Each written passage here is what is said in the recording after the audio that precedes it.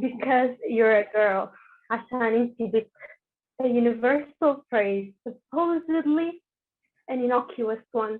However, it's never perceived that way, no matter where in the world you are. It has a negative connotation that in an ideal world should never be attached to it.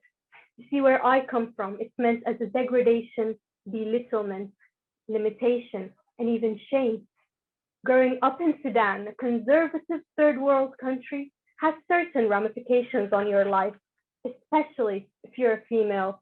More so if you're a female in the poorer, underserved communities, and profoundly if you're a female in the underserved, conflict-torn regions of the country, which is a lot of females and a lot of ramifications. With their rights abused and extremely low education rates, women in Sudan have come to be one of the most vulnerable groups in society. Grave injustices face them that leave them vulnerable to poor health and exploitation. In Sudan, one in every three girls is married as a child. 88% of women are genitally mutilated. 50% are illiterate. And there is an epidemic of gender-based violence. 1,107 women out of every 100,000 giving birth die. That is one of the highest maternal mortality rates around the world. And that is just the tip of the iceberg.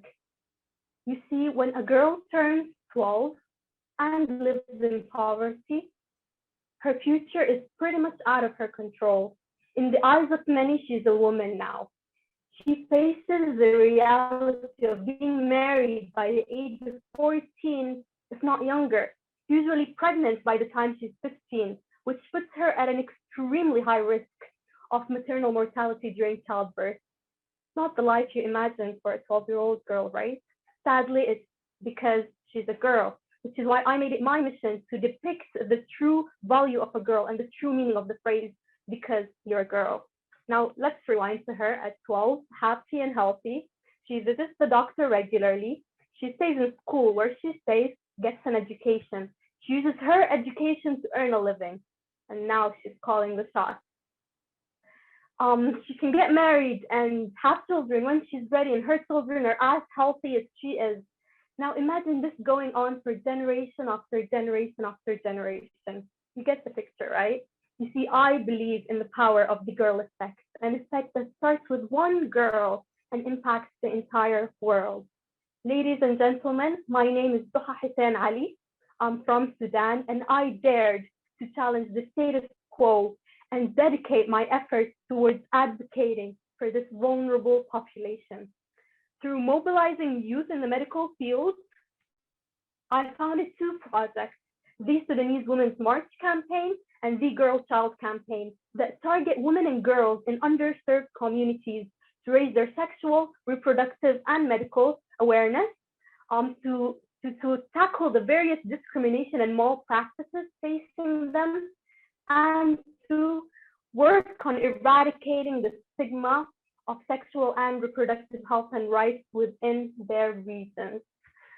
You see, these projects reached, impacted, and empowered over 3,000 women and over 2,500 girls from the most vulnerable and the most marginalized groups in our society.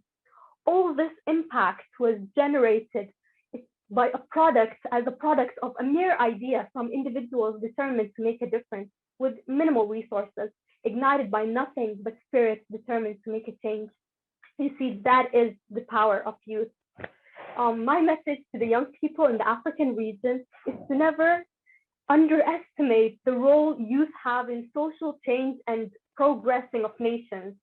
I will never stop advocating for the full and effective participation of youth and recognizing the contributions that they make. And I hope my story showed you the power and the ripple effect one person has in pursuing a cause that they believe in. And not just one person, one girl, because I'm a girl with a spirit determined to make a difference.